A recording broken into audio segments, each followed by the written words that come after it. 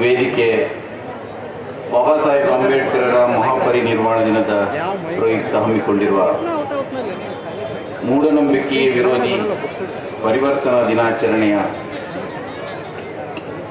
ಈ ಸಮಾರಂಭದ ಅಧ್ಯಕ್ಷತೆಯನ್ನು ವಹಿಸಿರುವ ಶಾಸಕರು, ಮಾಜಿ ಸಚಿವರು, ವಿಚಾರವಾದಿಗಳು ಆಗಿರುವ ಶ್ರೀ ಸತೀಶ್ ಜಾರಕಿಹೊಳಿ ಅವರೇ, ವೇದಿಕೆಯಲ್ಲಿರುವ ಪೂಜ್ಯ ಸ್ವಾಮೀಜಿಗಳೇ, ಇಲ್ಲಿ ಸೇರಿರುವ ಬಂಧುಗಳೇ,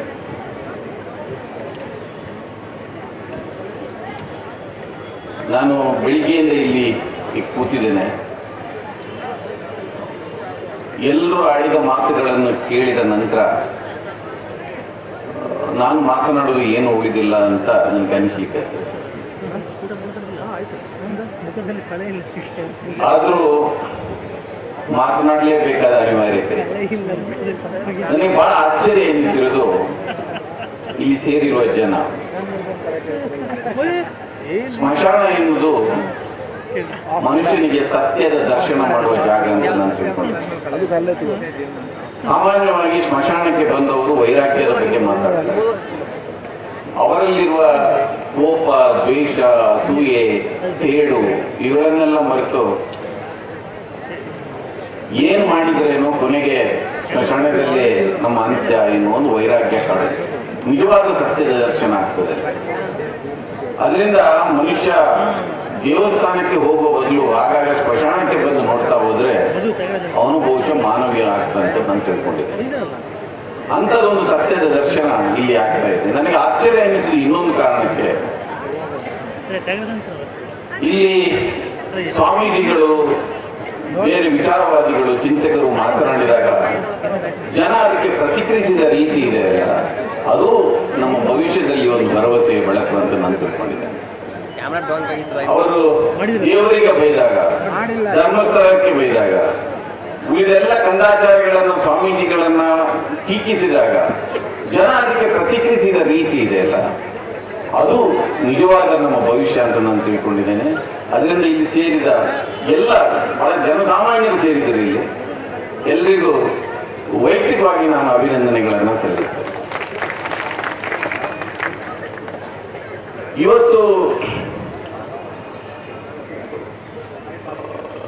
ಇವತ್ತಿನ ಚಿಂತಕರು ಏನಿದ್ದಾರೆ, ಇವತ್ತಿನ ಪ್ರಗತಿಪರರು ಏನಿದ್ದಾರೆ, ಪೂರ್ವಗಾಮಿಗಳು ಏನಿದ್ದಾರೆ, ಅವರು ಬಹಳ ದೊಡ್ಡ ಸವಾಲನ್ನು ಇವತ್ತು ಎದುರಿಸ್ತಾ ಇದ್ದಾರೆ. ಇವರು ಎದುರಿಸುತ್ತಿರುವ ಸವಾಲು ಏನಿದೆ ಅದು ಕೋಪರ್ನಿಕಸ್, ಗೆಲಿಲಿಯೋ, ಬುದ್ಧ, ಬಸವ, ಅಂಬೇಡ್ಕರ್, ನಾರಾಯಣ ಗುರು ಇವರೆಲ್ಲರೂ ಎದುರಿಗಿಸಿದ್ದಕ್ಕಿಂತ ದೊಡ್ಡ ಸವಾಲು ಅಂತ ನಾನು ತಿಳ್ಕೊಂಡಿದ್ದೆ. ಯಾಕೆಂದ್ರೆ ನಿಮಗೆ ಗೊತ್ತಿದೆ, ಕೋಪರ್ನಿಕಸ್ ಮೊದಲು ಸೂರ್ಯನೇ ಈ ಸೌರವ್ಯೂಹದ ಕೇಂದ್ರ ಅಂತ ಹೇಳಿದಾಗ ಅವನಿಗೆ ನಾನಾ ಬಗೆಯ ಕೀಟಲೆಗಳನ್ನು ಕೊಡ್ತಾರೆ. ಗೆಲಿಲಿಯೋ ಮಾತನ್ನು ಒಪ್ಪುವುದಿಲ್ಲ. ಇದೇ ರೀತಿ ಸಮಾಜ ಸುಧಾರಕರು ಅವರ ಕೆಲಸ ಪ್ರಾರಂಭ ಮಾಡಿದಾಗ ಅವರಿಗೆ 4 ದಿಕ್ಕುಗಳಿಂದಲೂ ವಿರೋಧಗಳು ವ್ಯಕ್ತ ಆಗ್ತವೆ. ಯಾಕೆಂದ್ರೆ ಅವರಿಗೆ ಎದುರಿಗೆ ಇದ್ದದ್ದು ಒಂದು ದೊಡ್ಡ ಅನಕ್ಷರಸ್ಥರ ಸಮೂಹ. ಶಿಕ್ಷಣ ಇರಲಿಲ್ಲ, ಸಂಪರ್ಕ ಇರಲಿಲ್ಲ, ಸಂವಹನದ ಮಾಧ್ಯಮಗಳಿರಲಿಲ್ಲ. ಅವರು ಒಂದು ಕೂಪು ಮಂಡೂಕದ ತರ ಇತ್ತು. ಅವರನ್ನು ಎಚ್ಚರಿಸುವುದು, ಅವರಲ್ಲಿ ಜಾಗೃತಿ ಹುಟ್ಟಿಸುವುದು ಆಗಿನ ದೊಡ್ಡ ಸವಾಲಾಗಿತ್ತು. ಅದರಲ್ಲಿ ಅವರು ಯಶಸ್ವಿ ಕೂಡ ಆದರು. ಆದರೆ ಇವತ್ತು ಸಾಕ್ಷರತೆ ಹೆಚ್ಚಿದೆ, ಸಂಪರ್ಕ ವಿಸ್ತಾರಗೊಂಡಿದೆ, ಸಮೂಹ ಮಾಧ್ಯಮಗಳು ಬೆಳೆದಿದೆ, ಇಡೀ ಜ್ಞಾನ ಜಗತ್ತು ನಮ್ಮ ಬೆರಳ ತುದಿಗಳಲ್ಲಿದೆ. ಆಗಿದ್ದರೂ ಕೂಡ ಮೂಢನಂಬಿಕೆ, ಕಂದಾಚಾರ, ಅಂಧಶ್ರದ್ಧೆಗಳು ಬೆಳೀತಾ ಇದೆ. ಯಾಕೆ ಎಂಬುದು ಇದು ಇನ್ನೊಂದು ಪ್ರಶ್ನೆಯನ್ನು ನಮ್ಮಲ್ಲಿ ಹುಟ್ಟಾಗ್ತಾ ಇದೆ. ನಾವೆಲ್ಲ ಏನ್ ತಿಳ್ಕೊಂಡಿದ್ದೇವೆ ಅಂದ್ರೆ, ಮೂಢನಂಬಿಕೆ, ಅಂಧಶ್ರದ್ಧೆ, ಜಾತೀಯತೆ, ಅಸ್ಪೃಶ್ಯತೆ ಇದನ್ನೆಲ್ಲ ಹೊಡೆದೋಡಿಸಲಿಕ್ಕೆ ಶಿಕ್ಷಣ ಒಂದು ಬಹಳ ದೊಡ್ಡ ಔಷಧಿ ಅಂತ ನಾವು ತಿಳ್ಕೊಂಡಿದ್ದೇವೆ. ಮನುಷ್ಯನಿಗೆ ಶಿಕ್ಷಣವನ್ನು ಕೊಟ್ರೆ ಜಾತಿ ಕಡಿಮೆ ಆಗುತ್ತೆ, ಅಂಧಶ್ರದ್ಧೆಗಳು ಕಡಿಮೆ ಆಗುತ್ತೆ, ಮೂಢನಂಬಿಕೆಗಳು ಕಡಿಮೆ ಆಗುತ್ತೆ, ಜನ ಜಾಗೃತರಾಗ್ತಾರೆ. ಬೇರೆ ಏನು ಕೊಡೋದು ಬೇಡ, ಶಿಕ್ಷಣ ಕೊಡಿ ಅಂತ ನಮ್ಮ ಸಮಾಜ ಸುಧಾರಕರು ಎಲ್ಲರೂ ಕೂಡ ಶಿಕ್ಷಣಕ್ಕೆ ಒತ್ತು ನೀಡಿದರು. ಅಂದ್ರೆ ಅವನಿಗೆ ಅರಿವಿನ ಬೆಳಕು ಏನಿದೆ ಅದು ಒಳಗಿನಿಂದ ಹುಟ್ಟಿ ಎಂಬ ಕಾರಣಕ್ಕೆ. ಆದ್ರೆ ಕುಕ್ಕೆ ಸುಬ್ರಹ್ಮಣ್ಯದಲ್ಲಿ ಎಂಜಿನಿನ ಮೇಲೆ ಉರುಳಾಡುತ್ತಾ ಇರುವವರ ಅವರ ಪರಿಚಯ ಮಾಡಿಕೊಳ್ಳಿ. ಅದರಲ್ಲಿ ಡಾಕ್ಟರ್ಗಳಿದ್ದಾರೆ, ಇಂಜಿನಿಯರ್ಗಳಿದ್ದಾರೆ, ಲೆಕ್ಚರರ್ಗಳಿದ್ದಾರೆ. ನೀವು ಬೆಳಿಗ್ಗೆ ಟಿವಿಗಳಲ್ಲಿ ಜ್ಯೋತಿಷಿಗಳು ಬರುವಾಗ ನಿಮಗೆಲ್ಲ ಅಷ್ಟೊಂದು ಪುರ್ಸೋತಿಲ್ಲ, ನೀವು ಕಾಯಿಲೆ ಜೀವಿಗಳು. ಅದರ ಎದುರಿಗೆ ಬಾಯಿ ಬಿಟ್ಟು ಕೂರುವವರು ಎಲ್ಲ ಶಿಕ್ಷಿತರೇ ಆಗಿರ್ತಾರೆ. ಆ ಜ್ಯೋತಿಷಿ, ವಾಸ್ತು ತಜ್ಞರ ಮನೆ ಬಾಗಿಲಲ್ಲಿ ಸಾಲಲ್ಲಿ ನಿಂತಿರುವವರ ವಿದ್ಯಾರ್ಥಿಗಳನ್ನು ಕೇಳಿ ಅವರೆಲ್ಲರೂ ಕೂಡ ಡಾಕ್ಟರ್ಗಳು, ಇಂಜಿನಿಯರ್ಗಳು, ಕನಿಷ್ಠ ಗ್ರಾಜ್ಯುಯೇಟ್ಗಳಾಗಿರ್ತಾರೆ. ಅಂದ್ರೆ ಏನ್ ಅರ್ಥ ಇನ್ನೊಂದು ಪ್ರಶ್ನೆ. ಇದು ನಮ್ಗೆ ಬಹಳ ಇವತ್ತಿನ ಆತಂಕ ಅಂತ ನನಗೆ ಅನಿಸುತ್ತೆ. ಯಾಕೆಂದ್ರೆ ನಮ್ಗಿದ್ದದ್ದು ಒಂದೇ ದಾರಿ, ಶಿಕ್ಷಣವನ್ನು ಕೊಟ್ಟು ಬಿಟ್ರೆ ಇದೆಲ್ಲ ಇದನ್ನು ಹೊಡೆದೋಡಿಸಬಹುದು ಅಂತ. ಇವತ್ತು ಅಶಿಕ್ಷಿತರಿಗಿಂತ ಹೆಚ್ಚು ಮೂಢಮತಿಗಳಾಗಿರ್ತಾ ಇರೋದು ಶಿಕ್ಷಿತರಾಗ್ತಾ ಇದ್ದಾರೆ ಎನ್ನುವುದು. ಇದು ಬಹಳ ಇದಕ್ಕೆ ಏನು ಮದ್ದು ಹುಡುಕುವುದು ಏನೋ ದೊಡ್ಡ ಪ್ರಶ್ನೆ ಇದೆ. ಆದ್ದರಿಂದ ಇದಕ್ಕೆ ಕಾರಣಗಳಿಲ್ಲ ಅಂತ ಏನನ್ನು ಹೇಳುವುದಿಲ್ಲ. ಮೊದಲಿಗೆ ನಾವು ಇವತ್ತಿನ ಜನಾಂಗಕ್ಕೆ ಕೊಡುವ ಶಿಕ್ಷಣ ಇದೆಯಲ್ಲ, ಅದರಲ್ಲೂ ಕೂಡ ದೋಷ ಇದೆ. ಆ ಶಿಕ್ಷಣದ ವ್ಯವಸ್ಥೆಯನ್ನು ಸರಿಪಡಿಸಲಿಕ್ಕಾಗದೇ ಇದ್ರೆ ಬಹುಶಃ ಆ ಶಿಕ್ಷಣದಿಂದ ನಾವು ಶಿಕ್ಷಣದ ಮೂಲ ಉದ್ದೇಶ ಏನಿದೆ, ನಿಮಗೆ ಶಿಕ್ಷಣ ಏನದು ಸತ್ಯವನ್ನು ಹೇಳುವ ಶಕ್ತಿಯನ್ನು ಕೊಡಬೇಕು, ತರ್ಕವನ್ನು ಮಾಡುವ ಬಲವನ್ನು ಕೊಡಬೇಕು, ನಿಮ್ಮಲ್ಲಿ ವೈಚಾರಿಕತೆಯನ್ನು ಬೆಳೆಸಬೇಕು, ವೈಜ್ಞಾನಿಕತೆಯನ್ನು ಬೆಳೆಸಬೇಕು. ಇದು ಅದರ ಉದ್ದೇಶ. ವಿದ್ಯೆಯಿಂದ ಸಂತ ನಾರಾಯಣ ಗುರುಗಳು ಕೇರಳದಲ್ಲಿ ಅವರೊಂದು ಘೋಷಣೆ ಇದೆ, ವಿದ್ಯೆಯಿಂದ ಸ್ವತಂತ್ರರಾಗಿರಲಿ ಅಂತ.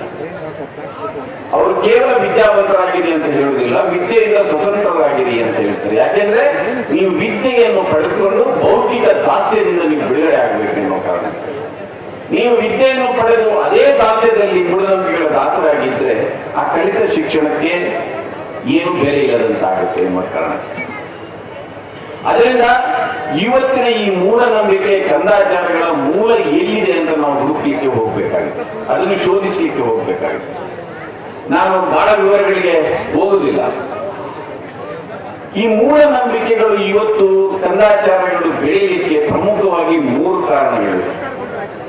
ಒಂದು, ರಾಜಕೀಯ ಇದೆ ಈ ಮೂಢನಂಬಿಕೆಯಲ್ಲಿ. ಎರಡನೇದಾಗಿ ಇದರಲ್ಲಿ ಧರ್ಮ ಸೇರಿಕೊಂಡಿದೆ. ಮೂರನೇದಾಗಿ ಇದರಲ್ಲಿ ವ್ಯಾಪಾರ ಇದೆ. ನೀವು ಧರ್ಮ ಹೇಗೆ ಸೇರಿಕೊಂಡಿದೆ ಅಂತ ಕೇಳ್ಬೋದು. ನೀವು ಒಂದು ಯಥಾಸ್ಥಿತಿವಾದಿಗಳಿದ್ದಾರೆ, ಇವತ್ತಿನ ಈ ಪಟ್ಟಭದ್ರ ವ್ಯವಸ್ಥೆಯನ್ನು ಹಾಗೇ ಉಳಿಸಿಕೊಂಡು ಹೋಗ್ಬೇಕು ಎನ್ನುವ ಒಂದು ಯಥಾಸ್ಥಿತಿವಾದಿಗಳಿದ್ದಾರೆ. ಅವರು ನೇರವಾಗಿ ನಿಮ್ಮನ್ನು ಪ್ರಶ್ನೆ ಮಾಡಲಿಕ್ಕೆ ಬರುವುದಿಲ್ಲ. ಉದಾಹರಣೆಗೆ, ಒಂದು ದೇವಸ್ಥಾನಕ್ಕೆ ದಲಿತರು ಪ್ರವೇಶ ಮಾಡಿದರೆ ಅದನ್ನು ತಡೆಯಲಿಕ್ಕೆ ಅವರಿಗೆ ಸಾಧ್ಯ ಆಗುವುದಿಲ್ಲ. ಯಾಕೆಂದ್ರೆ ಅವರಿಗೆ ಕಾನೂನಿನ ಬಲ ಇದೆ, ಬಾಬಾ ಸಾಹೇಬ್ ಅಂಬೇಡ್ಕರ್ ಅವರು ರಚಿಸಿದ ಸಂವಿಧಾನದ ಬಲ ಇದೆ, ಅದರಿಂದ ಅವನು ತಡೆಯಲಿಕ್ಕೆ ಆಗುವುದಿಲ್ಲ. ಆದ್ರೆ ಅದೇ ದಲಿತರಿಗೆ ನೀನು ದೇವಸ್ಥಾನದ ಒಳಗಡೆ ಹೋದ್ರೆ ರಕ್ತಕಾರಿ ಸಾಯ್ತಾನೆ ಎನ್ನುವ ಒಂದು ನಂಬಿಕೆ, ಮೂಢನಂಬಿಕೆಯನ್ನು ಹುಟ್ಟಿಸಿದ್ರೆ ಆ ದಲಿತರೇ ಅಲ್ಲಿ ಪ್ರವೇಶ ಮಾಡ್ಲಿಕ್ಕೆ ಹೋಗುದಿಲ್ಲ. ಇದರಿಂದ ಇಡೀ ಇವತ್ತು ಆಗ ಯಾವ ಹೆಣ್ಮಗಳು ಹೇಳ್ತಾ ಇದ್ರು, ಇಲ್ಲಿ ಮಂಗಳಮುಖಿಯರಿದ್ದೇ ಬಹಳ ದೊಡ್ಡ ಸಮಸ್ಯೆ ಅವರಿಗೆ. ನಾನು ಒಪ್ತೇನೆ, ಅದೊಂದು ಸಮಸ್ಯೆ ಇರುತ್ತೆ ನಿಜ. ಆದ್ರೆ ನೀವು ಯಾಕೆ ಯೋಚನೆ ಮಾಡುವುದಿಲ್ಲ? ಮಂಗಳಮುಖಿಯರ ಬಗ್ಗೆನೂ ಯೋಚನೆ ಮಾಡಿ. ಅವರು ಗಂಡು ಅಲ್ಲ, ಹೆಣ್ಣು ಅಲ್ಲ, ಅವ್ರು ತಿರ್ಸಂಕವಾಗಿ ಅಲೆದಾಡ್ತಾ ಇದ್ದಾರೆ. ನೀವು ಯಾರು ಅವರನ್ನು ಒಪ್ಕೊಳ್ಳೋದಿಲ್ಲ. ಅವರು ಬಂದು ಮದುವೆ ಮನೆಯಲ್ಲಿ ಒಂದು 20 ರೂಪಾಯಿ 50 ರೂಪಾಯಿ ಕೇಳಿದ್ರೆ ನಿಮಗೆ ಬಹಳ ದೊಡ್ಡದು ಅನ್ನಿಸ್ತೆ. ಆದ್ರೆ ಅದೇ ಮದುವೆಯಲ್ಲಿ ಬ್ರಾಹ್ಮಣರಿಗೆ ಲಕ್ಷಾಂತರ ರೂಪಾಯಿ ದಕ್ಷಿಣ ಕೊಟ್ಟು ಮದುವೆ ಮಾಡಿಸ್ತೀವಿ, ಆಗ ನಿಮಗೆ ಏನೂ ಅನಿಸೋದಿಲ್ಲ. ಇದು ನಮ್ಮ ಸಮಸ್ಯೆ. ನಮಗೆ ಗೊತ್ತಿಲ್ಲದಾಗಿ ಇದರಲ್ಲಿ ಡ್ರಾಪ್ ಆಗಲಿಕ್ಕೆ ತಪ್ಪು. ಯಾರು ಬಂದು ಕೂಡ ಆ ರೀತಿ ಕಿಟಲೆ ಕೊಡೋದು ತಪ್ಪು. ಆದ್ರೆ ಬಹಳ ನಯ ಮಾತಿನಿಂದ ನಿಮ್ಮನ್ನು ಸುಲಿಗೆ ಮಾಡಿಕೊಂಡು ಹೋದ್ರೆ ನಿಮಗೆ ಏನು ಅನಿಸೋದಿಲ್ಲ. ನೀವು ಮದುವೆಯಲ್ಲಿ ಆ ಅರ್ಚಕರು ಹೇಳುವ ಮಂತ್ರಗಳ ಅರ್ಥವನ್ನು ತಿಳ್ಕೊಳ್ಳಿ. ಮೊದಲು ಭಗವಾನ್ ಅವರು ಒಂದು ಪುಸ್ತಕ ಬರೆದಿದ್ದಾರೆ, ಶಂಕರಾಚಾರ್ಯ ಮತ್ತು ಗೂಂಡಾಗಿರಿ ಅಂತ ಮೊದಲ ಹೆಸರಿತ್ತು ಅದಕ್ಕೆ. ಆಮೇಲೆ ಶಂಕರಾಚಾರ್ಯ ಮತ್ತು ಪ್ರತಿಗಾಮಿತನ ಅಂತ ಒಂದು ಹೆಸರು ಚೇಂಜ್ ಮಾಡಿದ್ರು. ನಾನು ಮದುವೆ ಆಗ್ಲಿಕ್ಕೆ ಹೊರಟಾಗ ಯಾರೋ ಈ ಪುಸ್ತಕ ಓದ್ಲಿಕ್ಕೆ ಕೊಟ್ಟರು. ಆ ಪುಸ್ತಕದಲ್ಲಿ ಆ ಮದುವೆ ಸಂದರ್ಭದಲ್ಲಿ ಹೇಳುವ ಮಂತ್ರಗಳು ಏನ್ ಹೇಳುತ್ತೆ ಅಂದ್ರೆ, ನೀನು ಮದುವೆ ಆಗುವ ಹುಡುಗಿಯನ್ನು ಮೊದಲು ಇಂದ್ರನಿಗೆ ಅರ್ಪಿಸಿ ಆತ ಭೋಗಿಸಿ ಆಮೇಲೆ ನಿನಗೆ ಕೊಡ್ತಾ ಇದ್ದೇನೆ. ನಾವು ಅದಕ್ಕೆ ಕೈ ಮುಗಿದು ಅದನ್ನು ಆ ಮಂತ್ರವನ್ನು ಹೇಳ್ತಾ ಇದ್ದೆ, ಅರ್ಚಕರು ಹೇಳ್ತಾ ಇದ್ದೆ. ಇವತ್ತಿಗೂ ನಡೀತಾರೆ. ಇವತ್ತು ಯಾರಾದ್ರೂ ಮದುವೆಯಲ್ಲಿ ಅರ್ಚಕರು ಹೇಳುವ ಮಂತ್ರಗಳನ್ನು ಕೇಳಿ ನಮಗೆ ಇದೇನು ಅನಿಸೋದೇ ಇಲ್ಲ. ಅದರಿಂದ ಈ ಮೂಢನಂಬಿಕೆಗಳನ್ನು ಉಳಿಸಿಕೊಳ್ಳಲಿಕ್ಕೆ ಬಹಳ ದೊಡ್ಡ ರೋಲ್ ಪ್ಲೇ ಮಾಡುವುದು ಧರ್ಮ. ಯಾಕೆಂದ್ರೆ ನೀವು ಮೂಢನಂಬಿಕೆಯನ್ನ ವಿರೋಧಿಸಿದಾಗ ನೀವು ಜಾತಿ ವ್ಯವಸ್ಥೆಯನ್ನು ಕೂಡ ವಿರೋಧಿಸಬೇಕಾಗುತ್ತೆ. ಜಾತಿ ವ್ಯವಸ್ಥೆಯನ್ನು ವಿರೋಧಿಸಿದಾಗ ಈ ಅವರು ಕಟ್ಟಿಕೊಂಡ ದೊಡ್ಡ ಒಂದು ಪಟ್ಟಭದ್ರ ವ್ಯವಸ್ಥೆ ಏನಿದೆ ಅದು ಕುಸಿದು ಬೀಳುತ್ತೆ. ಅದಕ್ಕಾಗಿಯೇ ನಾನು ಬಹಳ ಸಂದರ್ಭದಲ್ಲಿ ಇಲ್ಲಿ ಹೇಳಿದ್ದೇನೆ, ಜಾತಿಯ ಹುಣ್ಣನ್ನು ಒಳಗಡೆ ಕೊಳೆಯಲಿಕ್ಕೆ ಬಿಟ್ಟು ಮೇಲ್ಗಡೆ ಧರ್ಮದ ಮುಲಾಮು ಹಚ್ಚಲಿಕ್ಕೆ ಹೊರಡ್ತಾರೆ. ಹಿಂದೂ ಧರ್ಮದ ಬಗ್ಗೆ ಮಾತಾಡ್ತಾರೆ, ಹಿಂದುತ್ವದ ಬಗ್ಗೆ ಮಾತಾಡ್ತಾರೆ. ಇನ್ನೂ ನಮ್ಮನ್ನು ಉದ್ರೇಕಗೊಳಿಸಬೇಕಾದ್ರೆ ಮುಸ್ಲಿಮರ ಬಗ್ಗೆ ಮಾತಾಡ್ತಾರೆ. ಆಗ ನಮಗೆ ರೋಮಾಂಚನ ಆಗುತ್ತೆ. ಈ ದೇವಸ್ಥಾನಗಳನ್ನು, ಇಂಡಿಯಾದ ದೇವಸ್ಥಾನಗಳನ್ನು ಲೂಟಿ ಮಾಡಿದ್ರು, ಪಾಕಿಸ್ತಾನದ ಭಯೋತ್ಪಾದಕರು ನಮ್ಮಲ್ಲಿ ದಾಳಿ ಮಾಡಿದ್ರು. ಆಗ ನಮಗೆಲ್ಲ ನಮ್ಮ ಅಕ್ಕಪಕ್ಕದಲ್ಲಿರೋ ಮುಸ್ಲಿಮರು ಕಾಣ್ತಾರೆ, ನಮ್ಮಲ್ಲಿರೋ ಹಿಂದುತ್ವ ಜಾಗೃತಗೊಂಡು. ಈ ಮೂಢನಂಬಿಕೆಗಳಿಗೆ ಬೇರೆ ಬೇರೆ ಮುಖಗಳಿವೆ, ಅದರಲ್ಲಿ ಧರ್ಮ ಒಂದು. ಇನ್ನೊಂದು ರಾಜಕೀಯ ಕೂಡ ಇದೆ. ಆಗ ಕೆಲವರು ಅದರ ಬಗ್ಗೆ ಮಾತಾಡಿದರು. ರಾಜಕೀಯದಲ್ಲಿ ಧರ್ಮ ಹೇಗೆ ಬಳಕೆ ಆಗ್ತಾ ಇದೆ ಅನ್ನೋ ಕಾರಣಕ್ಕೆ ಇವತ್ತು ಡಿಸೆಂಬರ್ 6, 1992ರಲ್ಲಿ ಬಾಬ್ರಿ ಮಸೀದಿಯನ್ನು ಧ್ವಂಸ ಮಾಡಿರುವುದು ಕೂಡ ಇದೇ ಧರ್ಮಾಧಾರಿತ ರಾಜಕೀಯದ ಒಂದು ಭಾಗ ಎನ್ನುವುದನ್ನು ನೋಡಿಬೇಡಿ. ಕೋಮುವಾದ ಎಲ್ಲಿ ಪ್ರಾರಂಭವಾಯಿತು ಎನ್ನುವುದನ್ನು ನೀವು ಹುಡುಕಲಿಕ್ಕೆ ಹೊರಟ್ರೆ ಬಹಳ ದೊಡ್ಡ ವ್ಯಾಪಕವಾಗಿ ಕೋಮು ಶಕ್ತಿಗಳು ಬೆಳೆಯಲಿಕ್ಕೆ ಕಾರಣ ಆಗಿದ್ದು ಡಿಸೆಂಬರ್ 6ರಲ್ಲಿ ಬಾಬ್ರಿ ಮಸೀದಿಯ ಧ್ವಂಸ ಮಾಡಿದ ನಂತರ ಎನ್ನುವುದನ್ನು ಮರಿಬೇಡಿ. ಅದರಿಂದ ಇವತ್ತು ಧರ್ಮವನ್ನು ಬಳಸಿಕೊಂಡು ರಾಜಕೀಯದ ಕೋಟೆಗಳನ್ನು ಕಟ್ಟಲಿಕ್ಕೆ ಹೊರಟಿದ್ದಾರೆ. ಅದರಲ್ಲಿ ಒಂದಷ್ಟು ಮತ್ತು ಯಶಸ್ವಿಯಾಗಿದ್ದಾರೆ. ಈ ದೇಶದ 31% ಜನ ಅದನ್ನು ಒಪ್ಪಿಕೊಂಡಿದ್ದಾರೆ. ಯಾಕೆಂದ್ರೆ ಭಾರತೀಯ ಜನತಾ ಪಕ್ಷಕ್ಕೆ ಲೋಕಸಭಾ ಚುನಾವಣೆಯಲ್ಲಿ ಸಿಕ್ಕ ಮತಗಳ ಪ್ರಮಾಣ 31%. ಅದರ ಜೊತೆಗೆ 69% ಅದನ್ನು ವಿರೋಧಿಸಿದವರು ಇದ್ದಾರೆ ಎನ್ನುವುದನ್ನು ಮಾತ್ರ ನಾವು ನೆನಪಿಟ್ಕೊಳ್ಬೇಕಾಗುತ್ತೆ. ಅದರಿಂದ ರಾಜಕೀಯದಲ್ಲಿ ಕೂಡ ಅದು ಧರ್ಮದ ಬಳಕೆ ಆಗ್ತಾ ಇದೆ. ಅದೇ ರೀತಿ ವ್ಯಾಪಾರದಲ್ಲಿ ಕೂಡ ಅದಕ್ಕೆ ಮೂಢನಂಬಿಕೆಯ ಮತ್ತೊಂದು ಕಾರಣ, ಬೆಳೀಲಿಕ್ಕೆ ಕಾರಣ ಅಂದ್ರೆ ವ್ಯಾಪಾರ. ನೀವು ಹೇಗೆಂದು ನೀವು ಗಿಣಿ ಶಾಸ್ತ್ರ ಹೇಳ್ತಾ ಇದ್ದಾರೆ, ಕವಡೆ ಶಾಸ್ತ್ರ ಹೇಳ್ತಾ ಇದ್ದಾರೆ. ಇದು ಬಹಳ ಸಣ್ಣ ಪ್ರಮಾಣದ ಅವರು ಹೊಟ್ಟೆಪಾಡಿಗೆ ಮಾಡುವರು. ಅದರಿಂದ ನಮಗೆ ಅಂತ ದೊಡ್ಡ ತೊಂದರೆಗಳೇನಿಲ್ಲ. ನಾವು ಉಳಿದವರಿಗೆ ಸಮಾಜಕ್ಕೆ ಅಂತ ದೊಡ್ಡ ಹಾನಿ ಏನಿಲ್ಲ. ಆದರೆ ಇದು ಇವತ್ತಿಗೆ ಹೈಟೆಕ್ ಸ್ವಾಮಿಗಳು ಹುಟ್ಟುಕೊಂಡಿದ್ದಾರೆ, ಬಾಬಾಗಳು ಹುಟ್ಟುಕೊಂಡಿದ್ದಾರೆ, ಅರ್ಚಕರು ಹುಟ್ಟುಕೊಂಡಿದ್ದಾರೆ, ದೊಡ್ಡ ಮಟ್ಟದ ಅರ್ಚಕರು ಹುಟ್ಟುಕೊಂಡಿದ್ದಾರೆ. ನೀವು ಬಾಬಾರಾಮ್ನಿಂದ ಹಿಡಿದು ರವಿಶಂಕರ್ ಗುರೂಜಿಯವರೆಗೆ ಇವತ್ತು ಬಹಳ ಸೆಲೆಬ್ರಿಟಿ ಸ್ವಾಮಿಗಳೆಲ್ಲ ಹುಟ್ಟುಕೊಂಡ್ಬಿಟ್ಟಿದ್ದಾರೆ. ಇವರೆಲ್ಲರೂ ಕೂಡ ಮನುಷ್ಯನ ಮೂಲಭೂತವಾದ ದೌರ್ಬಲ್ಯಗಳೇನಿದೆ, ಒಂದು ಅಸಹಾಯಕತೆ, ಅವನ ದುರಾಸೆ, ಅವನ ಆತಂಕಗಳು ಬದುಕಿನ ಬಗ್ಗೆ, ಇದನ್ನೆಲ್ಲವನ್ನು ಬಳಸಿಕೊಂಡು ಅವರು ಅವರ ವ್ಯಾಪಾರದ ಜಗತ್ತನ್ನು ವಿಸ್ತರಿಸ್ತಾ ಇದ್ದಾರೆ. ಅವರು ಇವತ್ತು ಒಂದು ದೊಡ್ಡ ಬಂಡವಾಳಶಾಹಿಯಾಗಿ ಬಿಡ್ತಾರೆ. ಅವರ ಮೂಲ ಆಧಾರ ಏನಂದ್ರೆ ಮನುಷ್ಯನಲ್ಲಿರುವ ಮೂಢತ್ವ. ಇದನ್ನ ಇಟ್ಕೊಂಡು ಅವರು ಬೆಳೀತಲಿಕ್ಕೆ ನೋಡ್ತಾ ಇದ್ದಾರೆ. ಅದರಿಂದ ಇವತ್ತು ಧರ್ಮವನ್ನ ಮೂಢನಂಬಿಕೆ ರಾಜಕೀಯದ ಮೂಲಕ ಬೆಳೀತಾ ಇದೆ, ಧರ್ಮದ ಮೂಲಕ ಬೆಳೀತಾ ಇದೆ. ನೀವು ಧರ್ಮದ ಬಗ್ಗೆ ಮಾತಾಡಿದಾಗ ಇನ್ನು ಮುಂದೆ ಹೋಗಿ, ನಾನು ಮಂಗಳೂರಿನ ಕಡೆಯಿಂದ ಬಂದವನು. ನಮ್ಮಲ್ಲಿ ಭೂತದ ಕೋಲಗಳಿವೆ.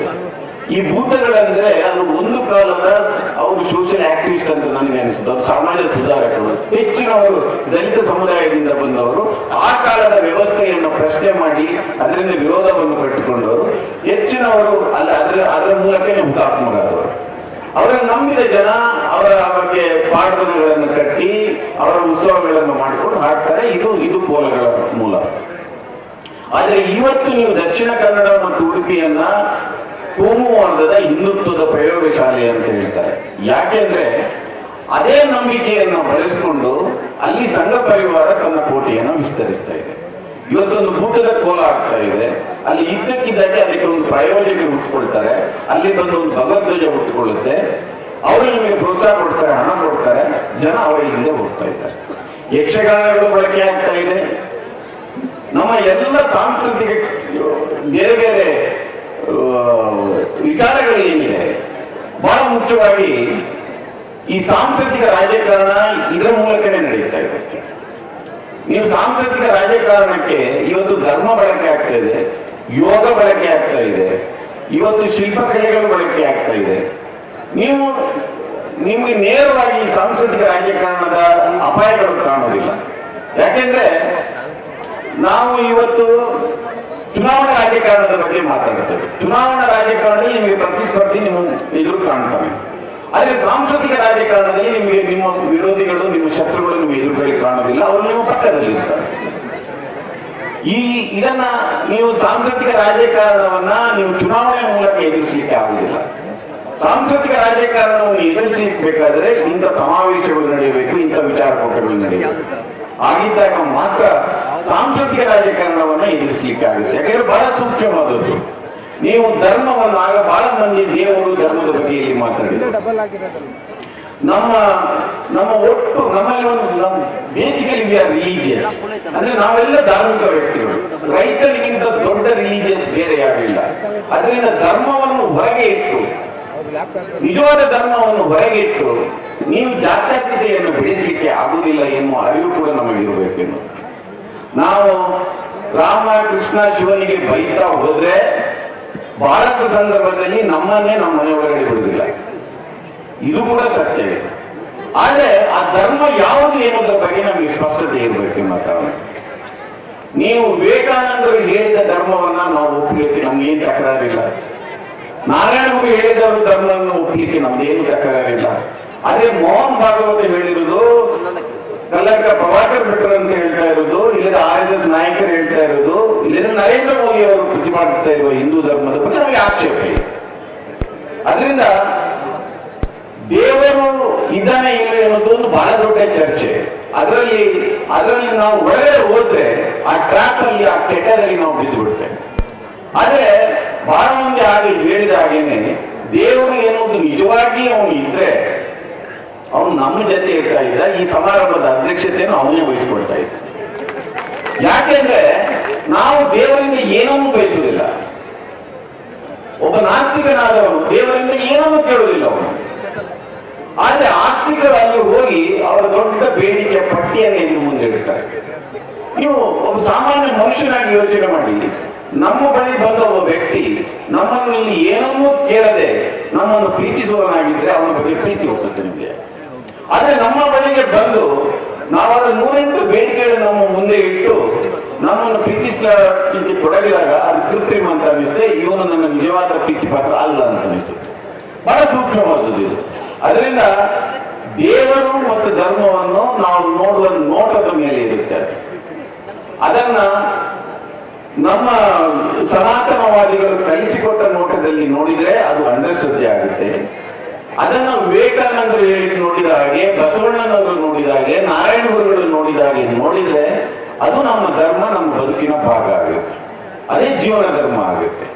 ಅದರಿಂದ ನೀವು ಅದನ್ನು ಹೇಗೆ ನೋಡ್ತೀರಿ ಅನ್ನೋದರ ಮೇಲೆ ಇರುತ್ತೆ. ಅದರಿಂದ ಯಾಕೆಂದ್ರೆ ನಾಸ್ತಿಕರ ಸಂಖ್ಯೆ ಇಡೀ ದೇಶದಲ್ಲಿ ಒಟ್ಟು ಜನಸಂಖ್ಯೆಯಲ್ಲಿ ಒಂದು 0.1% ಇದೆ ಇಲ್ಲೋ ಗೊತ್ತಿಲ್ಲ ನನಗೆ. ಅದಕ್ಕಿಂತಲೂ ಕಡಿಮೆನೇ ಇರ್ಬೋದು. ಉಳಿದವರೆಲ್ಲರೂ ಆಸ್ತಿಕರು, ನಿಜವಾದ ಆಸ್ತಿಕರು ಅವರು. ಆದ್ರೆ ಎಲ್ಲರೂ ರಾಮಕೃಷ್ಣ ಶಿವನನ್ನು ನಂಬ್ತಾರಂತ ಅಲ್ಲ. ಅವರು ಕಾಳಮ್ಮನ್ನು ನಂಬೋದು, ಮಂಟೆ ಸ್ವಾಮಿಯನ್ನು ನಂಬೋದು, ನಮ್ಮ ಕಡೆ ಹೋದ್ರೆ ಭೂತಗಳನ್ನು ನಂಬೋದು. ಅವರವರ ನಂಬಿಕೆಗಳದು. ಅದರಿಂದ ನೀವು ರಾಮನಿಗೆ ಮಂತ್ರ ಕಟ್ಟಬೇಕಂತ ಹೇಳುವಾಗ ನಮಗೆ ಆಕ್ಷೇಪ ಇದೆ. ಮಂಟೆ ಸ್ವಾಮಿ ಜಾತ್ರೆಗೆ ಹೋಗೋದಕ್ಕೆ ನಮಗೆ ಆಕ್ಷೇಪ ಇಲ್ಲ. ಅದು ಜಾನಪದ ಸಂಸ್ಕೃತಿಯ ಭಾಗ ಕೂಡ ಆಗಿದೆ. ಅದರಿಂದ ಧರ್ಮವನ್ನು ಸಂಪೂರ್ಣವಾಗಿ ಬಿಟ್ಟು, ದೇವರನ್ನು ಸಂಪೂರ್ಣವಾಗಿ ಬಿಟ್ಟು ಜಾತ್ಯತೀತೆಯನ್ನು ಕಟ್ಟಲಿಕ್ಕೆ ಆಗೋದಿಲ್ಲ. ಆದರೆ ಅದೇ ದೇವರು ಧರ್ಮವನ್ನ ಬಂಡವಾಳವನ್ನಾಗಿ ಮಾಡಿಕೊಂಡು ಧರ್ಮದ ವ್ಯಾಪಾರವನ್ನು ಮಾಡ್ತಾ ಇದ್ದಾರೆ. ಆಗ ಬೆಳಿಗ್ಗೆ ನಮ್ಮ ಗೀತಾ ಅವರು ಹೇಳಿದ್ರು ಧರ್ಮಸ್ಥಳದ ಕತೆ. ಇವತ್ತು ಹಿಂದುತ್ವದ ಬಹಳ ದೊಡ್ಡ ಬ್ರ್ಯಾಂಡ್ ಅಂಬಾಸಿಡರ್ಗಳು ಯಾರಾಗಿದ್ದಾರೆ ಅಂದ್ರೆ ಇದೇ ಬಾಬಾಗಳು, ಅರ್ಚಕರು ಆಗಿದ್ದಾರೆ. ಇವತ್ತು ಧರ್ಮಸ್ಥಳದಲ್ಲಿ ನೀವು ಮನೆಗೆ ಇಲ್ಲಿ ಏನ್ ಹೇಳ್ತಾರೆ ಗೊತ್ತಿಲ್ಲ, ಈ ದಾಸಯಾನಗಳು ಬರ್ತಾರೆ, ಕುರುಕುರು ಮಾವನಗಳೆಲ್ಲ ಬರ್ತಾರೆ. ಅವರು ಬಂದವರು ಮಂಜುನಾಥ ಸ್ವಾಮಿಯ ವರ್ಣನೆ ಮಾಡ್ತಾರೆ. ಮಂಜುನಾಥ ಸ್ವಾಮಿ ವರ್ಣನೆ ಮಾಡ್ತಾ ಹಾಡ್ತಾ ನಿಮ್ಮಲ್ಲಿ ಮಂಜುನಾಥ ಸ್ವಾಮಿಯ ಭಕ್ತಿಯನ್ನ ಹುಟ್ಟಿಸ್ಲಿಕ್ಕೆ ಪ್ರಯತ್ನ ಮಾಡ್ತಾರೆ.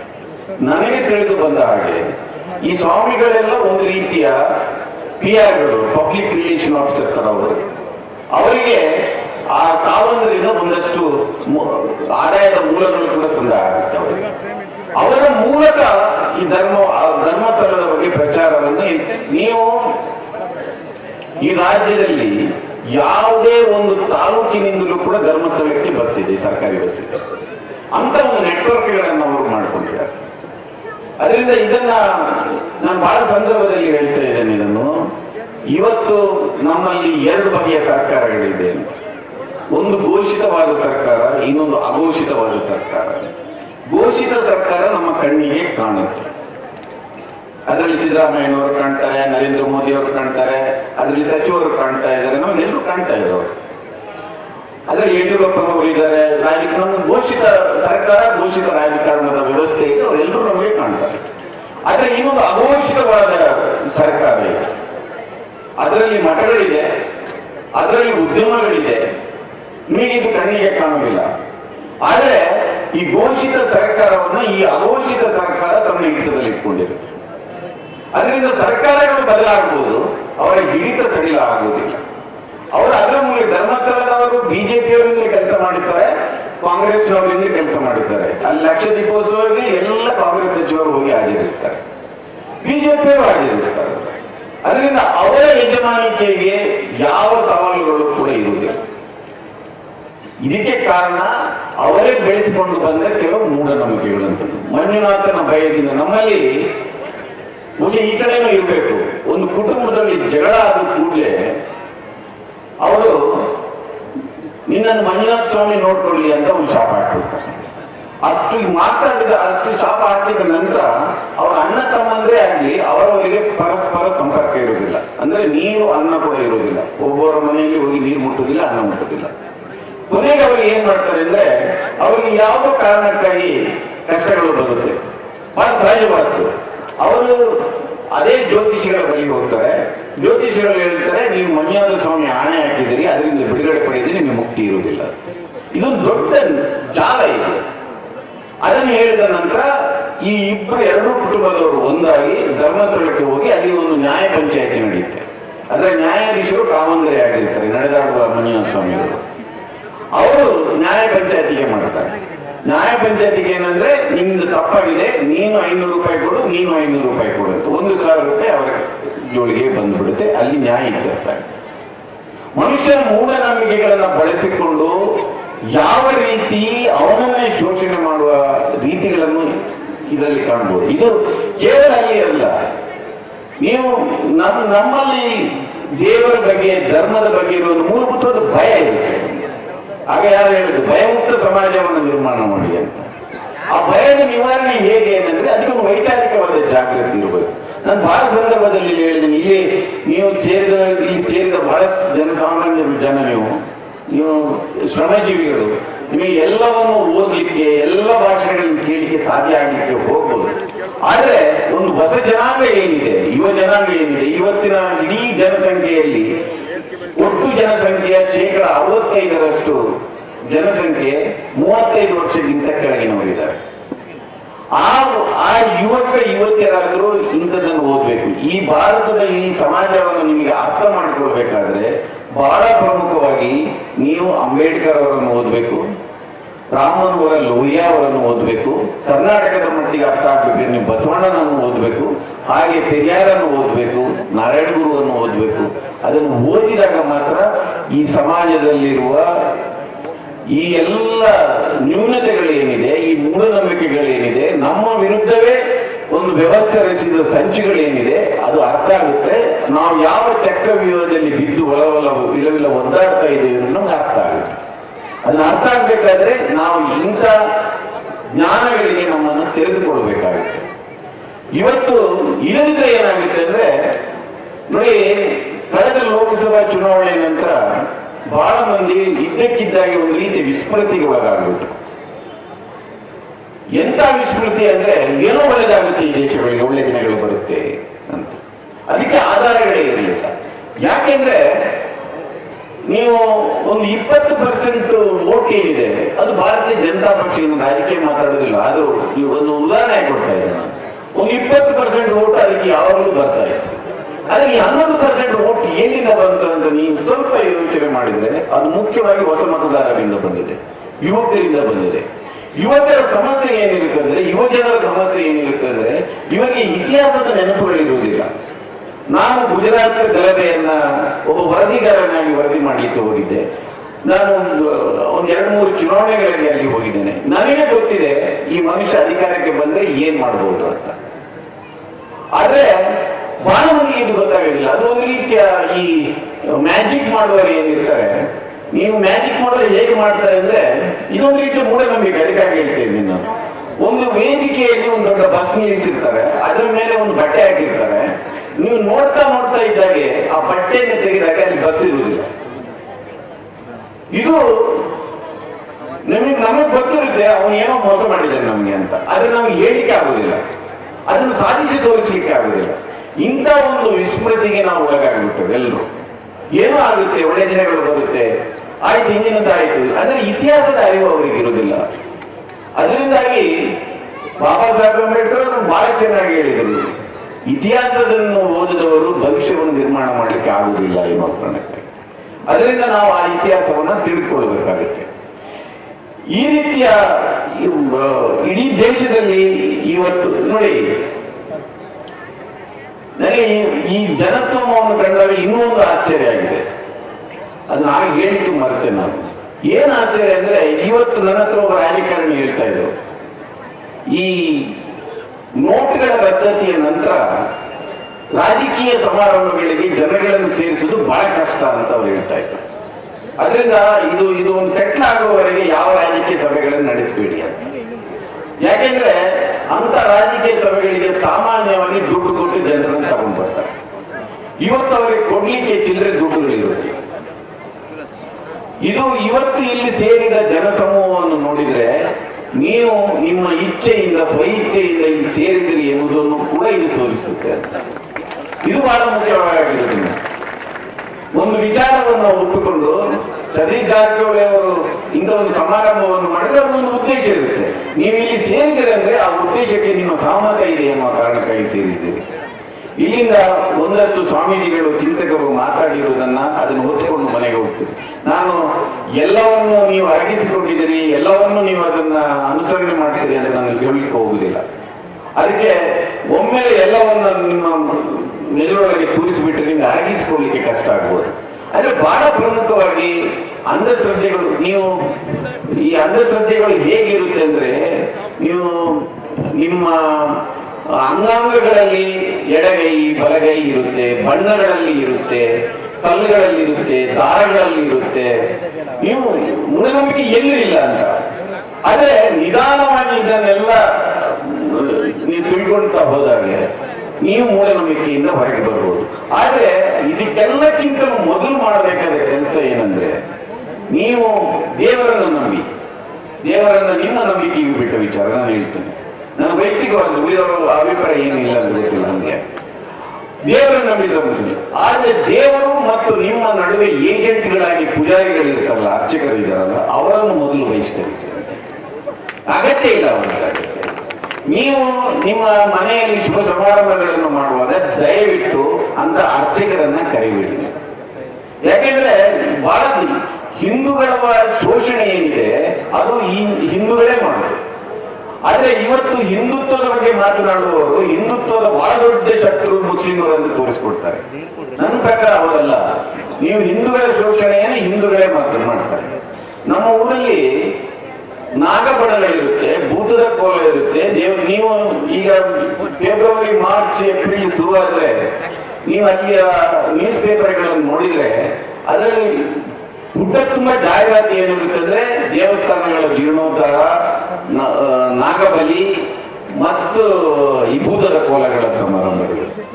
ಇದೆಲ್ಲವನ್ನು ಕೂಡ ನಮ್ಮಲ್ಲಿ ನನ್ನ ಕುಟುಂಬದ ಸದಸ್ಯರೊಬ್ಬರು ಇತ್ತೀಚೆಗೆ ನಾಗನ ಪ್ರತಿಷ್ಠಾಪನೆ ಮಾಡಿದ್ರು. ಅವ್ರಿಗೆ ಅದೆಲ್ಲವೂ ಪ್ಯಾಕೇಜ್, ಅವರಿಗೆ 5 ಲಕ್ಷದ ಒಂದು ಪ್ಯಾಕೇಜ್ ಕೊಡ್ತಾರೆ. ಅದರಲ್ಲಿ 1 ಲಕ್ಷ ಅವನಿಗೆ. ಅದನ್ನ ಪ್ಯಾಕೇಜ್ ಮಾಡಿ ಒಬ್ಬ ಅರ್ಚಕ ಹೇಳಿದ, ಇದಕ್ಕೆ ಪ್ರತ್ಯೇಕವಾದ ಒಂದು ಬಾವಿಯನ್ನು ಕೂಡ ತೋಡಬೇಕು ಈ ನಾಗಬನದಲ್ಲಿ ಅಂತ. ಅಷ್ಟು ಅರ್ಜೆಂಟ್ ಆಗಿ ನಾವು ಬಾವಿಯನ್ನು ಹೇಗೆ ತೋಡುದು? ಇಲ್ಲ, ನಮ್ಮಲ್ಲಿ ಕಾಂಟ್ರಾಕ್ಟರ್ ಇದ್ದಾರೆ ಅಂತ.